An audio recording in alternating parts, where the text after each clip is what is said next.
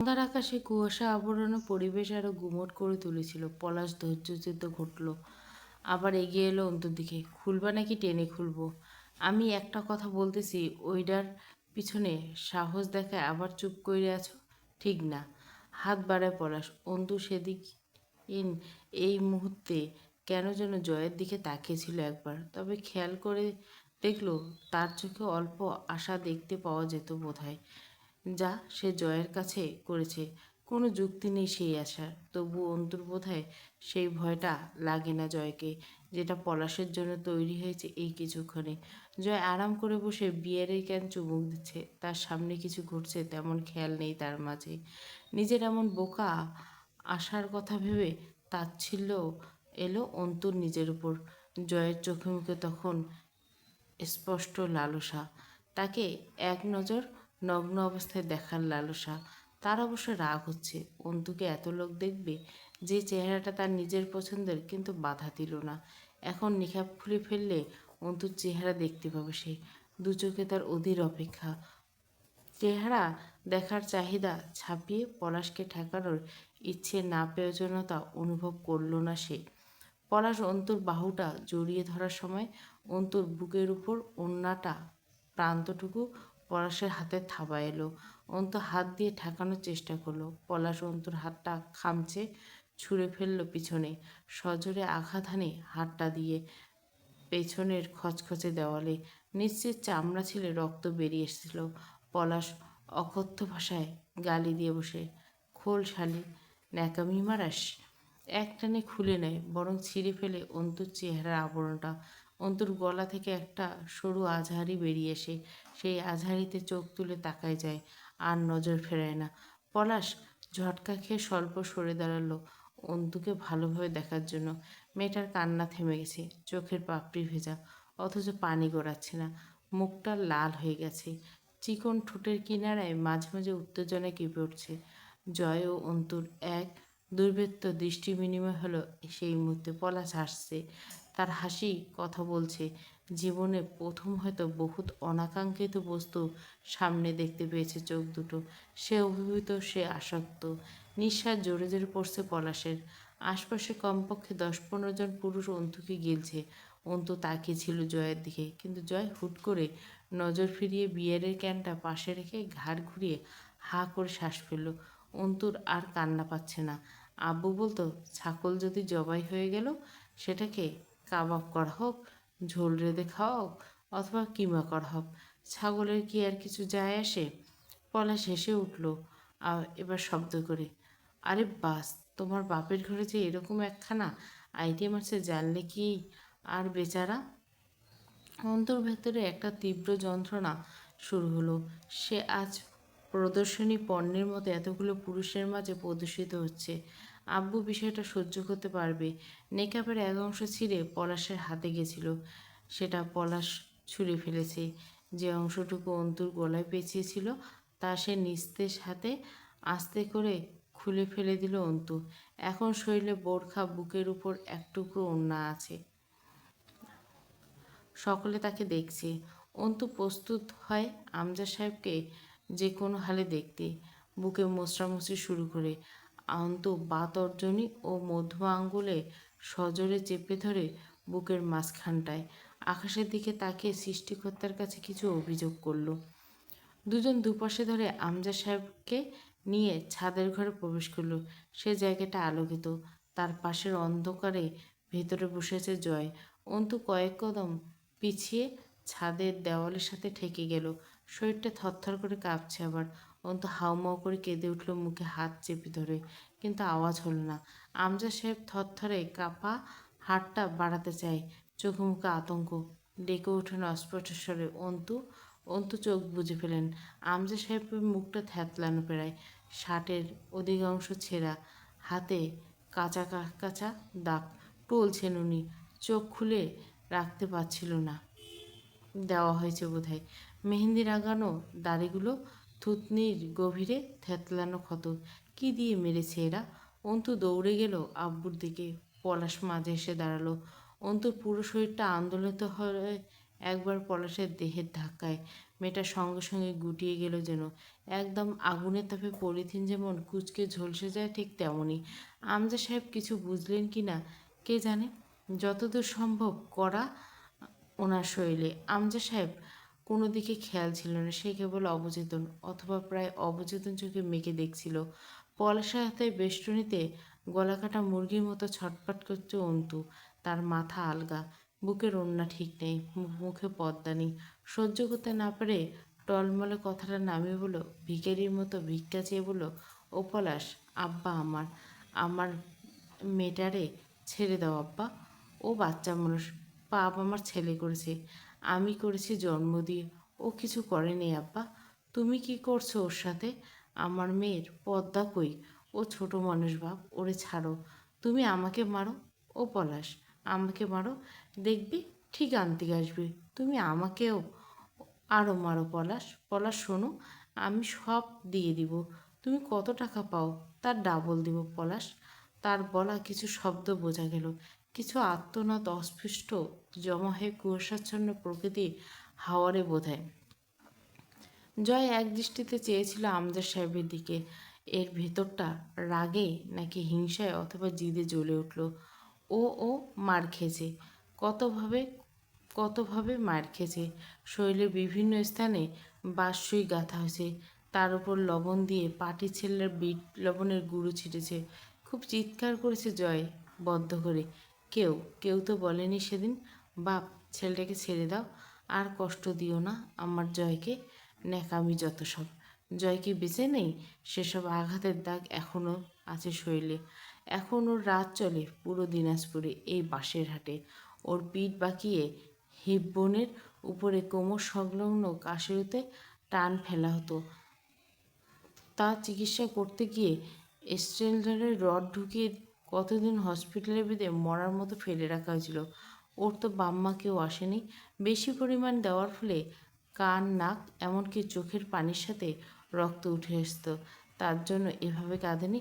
শুধু হামজা প্রতিবেলা ঢাকা মেডিকেল কলেজে যাতায়াত করতো। তরু তখন ছোট ছিল, সে থাকতো জয়ের পাশে। এই অবস্থায় মেয়ের জন্য এত ছটফটানি বাপেরা কি এমনই হয় সব বাপ? তাহলে তার বাপ কেন তাকে ফেলে রেখে চলে গেছে ওপারে? ফেলে গেছে তাকে এই দুনিয়ার নষ্টামি করে বেড়ানোর জন্য।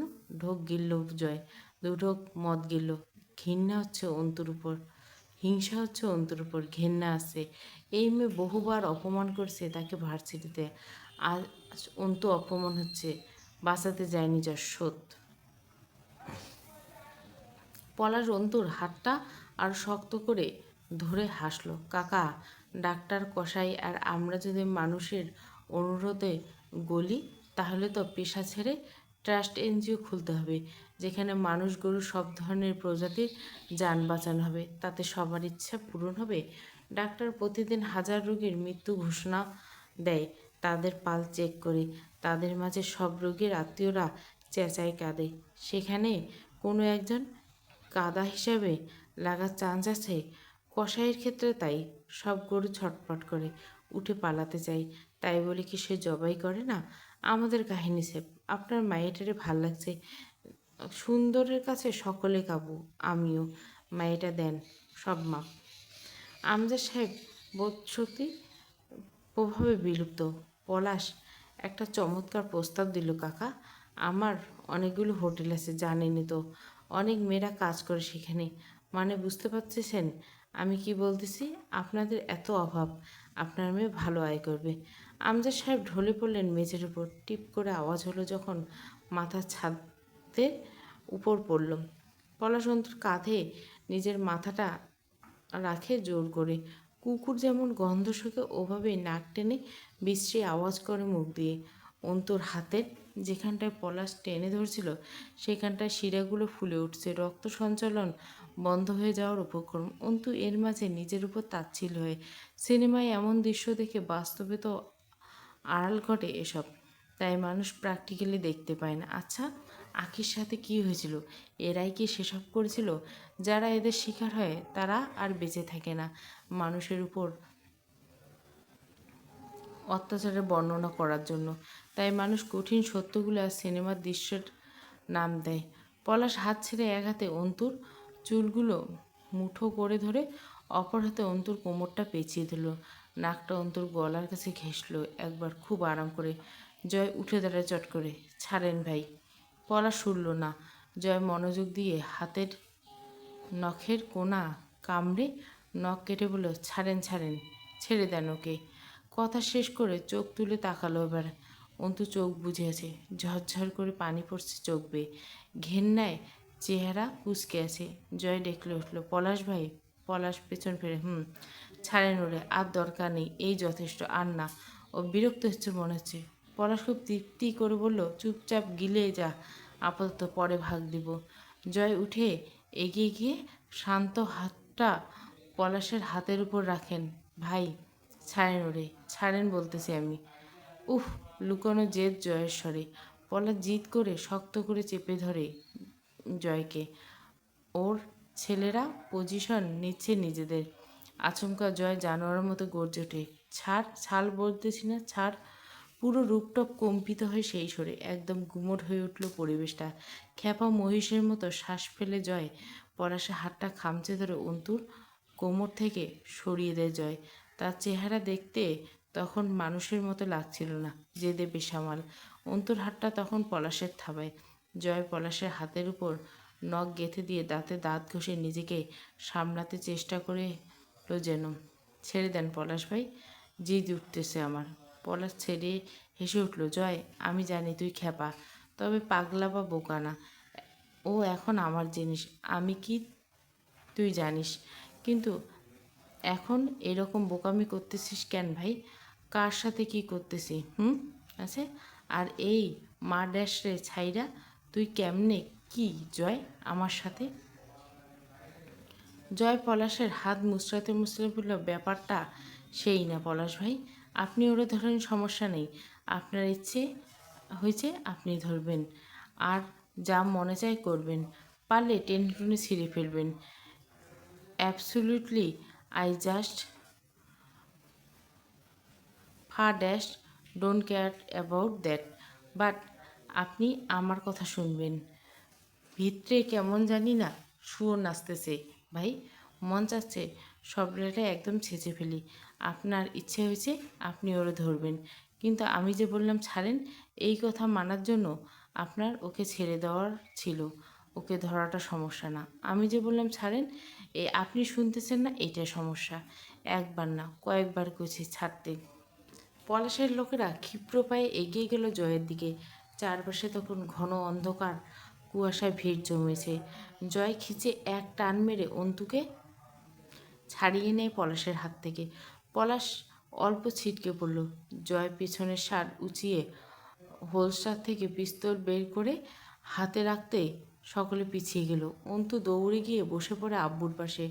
অল্প আলোতে দেখতে পায় আব্বুর কান সব বিভিন্ন স্থানে পুড়িয়ে দেওয়া হয়েছে সিগারেটের ছেঁকায়। ত্বক ঝলসে গেছে সেই সব স্থানে। অন্তু চোখের সামনে ভাসছে যখন আব্বুর কানে জ্বলন্ত সিগারেটের হালকা চামড়া বিদীর্ণ করে ক্ষত করে দিয়েছিল, তখন কেমন লেগেছিল আব্বুর। আর্তনাদ করে থামতে চেয়েছিল ওদের। জয় পিস্তলের ব্যারেট টেনে বুলেট টেনে লোড করে নিল। পলাশের চোখে মৃদু আলোয় জ্বলজ্বল করে উঠল। মুখে সেই প্যাচ প্যাচ হাসি, তা দেখতে ভীষণ ভয়ঙ্কর লাগে, যেন সূর্যগ্রহণের রাত। তার উপর পলাশের মৃদু আওয়াজে অমানসিক হাসি রাতটাকে কলুষিত করে দিচ্ছিল। পলাশ বলল, জয়, আমি কিন্তু পলাশ অজগর। আমার মাথা সব সময় ঠান্ডা বাপ, একদম বরফের মতো ঠান্ডা। আমার ইশারায় মানুষ ঠিক ওইভাবে রক্ত জমাট বেঁধে মারে। জয় হেসে ফেলল, পিস্তলে মুজেল দিয়ে গলা চুলকে বলল, পরশুদিন ভোট কেন্দ্রে আপনার মতো পলাশ আর মাঝারের মতো খানড্যাশ ছাওয়াল যদি 2000 উপস্থিত থাকে, আমি জয় আমির এক এক হাজারে মাঝে একাই 100-এর লাশ বিছাবো। তাই দেখবেন বাকি 900 ওদের জানাজায় উপস্থিত হবে। গণ্ডগোল করার কেউ থাকবে না। সুষ্ঠু স্বাভাবিক ভোটে হামজা পাটোয়ারি পরশুদিন মেয়র নির্বাচন হবে। জয় পিছিয়ে এসে অন্তর কাছে ঝুঁকল। আমরিন, দ্রুত উঠাও তোমার বাপকে, আমরা বের হব জলদি, দ্রুত। কথা শেষ হলো না, এক খাবড়ি থুতু এসে মুখে পড়ল জয়ের। অন্তু বলে উঠল, তোদের মতো জানোয়ারের বাচ্চাদের মাঝে কারো সাহায্য লাগবে না আমার। তোর মতো জারজদের কারো বাপকে বা মেয়েকে বাঁচাতে হবে না। পলাশ সরু হাসির আওয়াজ পাওয়া গেল। সাথে লোকগুলো হাসছে জয়ের অবস্থা দেখে। জয় আরও চমৎকার করে হাসলো। অন্তুর ওড়নার তুলে মুখে থুতুটুকু মুছে আরও সুন্দর করে হাসলো। তুমি আমাকে থুতু দিলে? তোমাকে লোকে থুতু দিবে, সত্যি বলছি। তবে সেসব ঋণ মিটমাট পরে হবে। এবার একটু আওয়াজ নিচু করলো জয়। কিন্তু এখন উঠো জলদি। হাজার হোক আমি একা। পিস্তল যতদূর সম্ভব, বড়জোর 2টা বুলেট আছে। আমি ফাইটিং পারি না অত ভালো। ওঠো, দ্রুত ওঠো। আমি সাহায্য করব তোমার বাপরে উঠাইতে। বিল্ডিং থেকে বেরিয়ে এলো ওলা। তখন ঈশার আজান পড়ছে, চারিদিকে কুয়াশাচ্ছন্ন। ঠান্ডায় অন্তু থরথর করে কেঁপেছিল, কিন্তু চেহারা উন্মাদহীনতা। ক্ষতবিক্ষত আমজা সাহেব অবচেতন, বিশাল দেহটা বহন করার মানসিক ক্ষতবিক্ষত অন্তুর পক্ষে অসম্ভব। আমজা সাহেব এখন পুরোপুরি অবচেতন। সিঁড়ি দিয়ে যখন ওনাকে নামছিল, জয় বলল, এইখানে নিয়ে আসার অল্পক্ষণ আগে দেওয়া হয়েছে হয়তো। অন্তু তাকালো না, তার ভয় হচ্ছে। জয় এখন তাকে কোথায় নিয়ে যাবে? সে এক কুকুরের কাছ থেকে ছাড়া পেয়ে আর এক নেকড়ের সাথে পথ চলছে না তো? অন্তু শুধু চোখের সামনে ভাসছে জয়ের চোখে সেই লোলুপ দৃষ্টি, যখন তার পর্দা হাঁটানো হচ্ছিল। কি বিশ্রী আগ্রহ নিয়ে চেয়েছিল জয় আমির। জয় যখন আমজা সাহেবকে তুলে নিয়ে বেরিয়ে এসছিল, পলাশ কিছু বলেনি। হয়তো পিস্তল অথবা জয়ের খ্যাপা স্বভাবের জন্য বলেনি তৎক্ষণাৎ পিছু, অথবা রহস্য। জয়ের জানা নেই। পলাশ শিকার ছিনিয়ে নেওয়ার পরিপ্রেক্ষিতে পলাশ কী করতে পারে পরবর্তীতে, সেইটা ঘুটঘুটে অন্ধকার। একবার পা ফসকালে 3জনে ঘাড়ে শিরাচ্ছেদ মরার চান্স আছে। জয় আমজা সাহেবকে নিজের লম্বাটে শরীরের সাথে ঠেকনা দিয়ে দাঁড় করিয়ে পকেট থেকে মোবাইল বের করে ফ্ল্যাশ অন করে অন্তুর হাতে দিয়ে বলল, ধরো এটা। অন্তুর বুকের ধরপড়ানি তখনও থামেনি, আর না ঘেন্নায় আগুন নেবেছে। তবুও সে যান্ত্রিক হাতে ধরল ফোনটা। গোটা ঘটনার হিসেব মিলছে না। তার মনে হচ্ছে এখানে যা দেখা গেছে তার চেয়ে বেশি অদৃশ্যমান ঘাপলা ঘটনাটি ভরপুর। অন্তু আব্বুর একটা বাহু আগলে ধরে হাঁটছিল। আমজা সাহেব অবচেতন, ব্যথা বোধহয় টের পাচ্ছেন, কিন্তু অন্তুর বুকের ব্যথা উপশমের ওষুধ কোথায়? এই বিদারক ঘটনা জীবনে ভরাট হবে? জয় হুট করে তার মাথায় এলো, সে এসব কী করছে? কেন ননসেন্স কাজকর্ম করছে? সে যুব সেবক হিসেবে এসব করতেই পারে, তবে সেটা খেয়াল মতো। তাই বলে আমিরিনের বাপের সাহায্য? একবার তীব্র ঘৃণার চোখে দেখলো আমিরিনকে। চোখ দুটো আক্রোশে জ্বলজ্বল করে উঠল। অন্তু টের পেল ঠান্ডায় অথবা আতঙ্কে তার হাত ও হাঁটুতে বিশেষত খুব বাজেভাবে কাঁপছে। শরীরে চাদরখানা ওখানে ধস্তাধস্তিতে পড়ে গেছে। এখন এক টুকরো ওড়না আছে বুকে, মাথায় কিছু নেই। সে অল্প একটু ওড়না তুলে মাথায় রাখলো। অভ্যাসগত যেই মুখটা আবৃত করার জন্য আপনা আপনি হাতের ওড়না মুখে যাচ্ছিল, সঙ্গে সঙ্গে হাত নামিয়ে ফিক করে হেসে ফেলল। চোখ এসে পানি জমলো একদলা। ভেতরে ভেতরে যন্ত্রণা ধিক্কার দিল ওকে, বোকামি। তুই তো জবাই হয়ে গেছিস, তোর এখন কিছু যায় আসে না। মুখ ঢেকে এখন আর নাটক না করলে নেই। যা সংরক্ষিত রাখতে হয় তা শতভাগ অক্ষত রাখতে হয়। সেখান থেকে এক রত্তি দানা খুসলে পুরো সংরক্ষণ মান হারায়। যেটা অসংরক্ষিত হয়ে ওঠে, এই আবরণ খোলার পর তার দর্শক কতগুলো পুরুষ মজা লুটছে। নাটক না করে সামনে হাঁট। 22 বছরের এই সংরক্ষণের খোলসে আজ ইঁদুর ঢুকেছে। তাও সেই ইঁদুর তাড়িয়েছে কে জানিস? আর একটা পশু, যে তোকে ধরলে হয়তো শুধু তোর সম্ভ্রম নয়, বোধহয় গোটা তোকে খাবলে খেয়ে ফেলতো। বাঁশের ঝাড়টার দিকে তাকিয়ে লম্বা লম্বা টান দিচ্ছিল মুস্তাকিন সিগারেট। সামনে চোখ যেতে অন্তু আসছে, একা নয়, তার পাশে আরও 2টো পুরুষের অভাব। চট করে হোলস্টার হাতে লাগলো, পিস্তল বের করে তাক করতে ধরলো। জয় হেসে বলল, আরে আরে, মুস্তাকিন সাহেব যে। হাসি থামিয়ে মিছিমিছি গম্ভীর হলেন, ভেতরে যাননি কেন? আর একটু হলেই তো খানিক পর 3টা লাশ উদ্ধার করতে হতো আপনার। আমাদের কথা না হয় ভাবলেন, অন্তত লেডিস। এই পরিস্থিতিতে এমন মশকরা অবশ্য জয়ের কাছে আশাই করা যায়। অন্তুর দিকে তাকিয়ে মুস্তাকিনের মুখ কালো হয়ে গেল। এর মুহূর্তে দ্রুত আমজা সাহেব আগলে নিল জয়ের কাছ থেকে। অন্তুর মুখটা মুস্তাকিন প্রথমবার দেখল। ক্ষণকাল চোখ ফেরল না। জয় সিগারেট ধরে একপাশে গিয়ে দাঁড়ালো। আমজা সাহেব নরবরে দেহটা দুজনে কনস্টেবল ভাড়ে নিয়ে শরীরে থাকা চাদরটা খুলে অন্তুর দিকে এগিয়ে দিল। অন্তু যন্ত্রের মতো হাত বাড়িয়ে চাদরটা নিয়ে গাড়ি জড়িয়ে নেয়। মুস্তাকিন প্রায় রুষ্টকণ্ঠে বলল, মুখ ঢেকে নিন অন্তু। ওখানে কি হয়েছিল পরে শুনছি। অধিকারবোধ অথবা কর্তব্য যাই হোক ছিল মুস্তাকিনের স্বরে। জয় মুস্তাকিনকে বলল, তো যান তাহলে, আমার গাড়িতে আসবে ভিআইপি লোক। চোখ মারল কথা শেষে। মুস্তাকিন হাসলো, খুব শীঘ্রই দেখা হবে। জয় মাতালের মতো কাঁধ ধুলালো। ওরা চলে যেতে জয় পেছনে তাকালো। পুরনো দুতলার রুপটপ থেকে পলার জল জল চোখ দুটো যেন জয়কে দেখছিল। পুরো দলসহ দাঁড়িয়ে দেখছে এদিকের কাণ্ড। আমজাদ সাহেব একটা প্রাইভেট হাসপাতালে ভর্তি করালো মুস্তাকিন। সে লোক পাঠিয়েছে রাবেয়াকে আনতে। রাত 10টা বাজে। অন্তু বেঞ্চের উপর বসেছিল। বেশ কিছু সময় নির্লজ্জের মতো দেখল মুস্তাকিন মেয়েটাকে। আসলে যা সহজে পাওয়া যায় না তা হুট করে পেলে মানুষের আগ্রহ পেয়ে যায়। মুস্তাকিন রেহাই পেল না সেই আগ্রহ থেকে। অন্তুকে দেখা যায় না, আজ যাচ্ছে। যদিও বিষয়টা মুস্তাকিনের ভালো লাগছে না। ধীরে হেঁটে অন্তুর পাশে বসলো। রক্ত শুষে বেরিয়ে গেলে মানুষের মুখের বর্ণ বোধহয় অন্তুর মতো হয়। প্রাণ নেই মুখে, উদ্দীপনা বড্ড অভাব। হাঁটুর উপর দুহাত একত্র করে থুতনিতে ঠেকিয়ে আনমনে চেয়ে অন্তুর দেহ সেখানে বসা ছিল। তার নজর ছিল এই জগতের কোথাও। প্রথমে কিছু বছর আন্তিকের অস্বাভাবিক হয়ে যাওয়া, তারপর সেদিনের তার নিখোঁজ হয়েছে, এরপর আব্বু, এরপর অন্তুকে ডাকা। বাকিটা আরও ঘোরালো। জয়ের আচরণ আরও রহস্য বাড়িয়ে দিচ্ছে। হিসাবটাকে সাধারণভাবে সমাধান করা যাচ্ছে না, কোথাও একটা কিন্তু থেকে যাচ্ছে। স্যার, ওরা কেন নিয়ে গিয়েছিল? মুস্তাকিন ঝুঁকে বহল মেজের দিকে।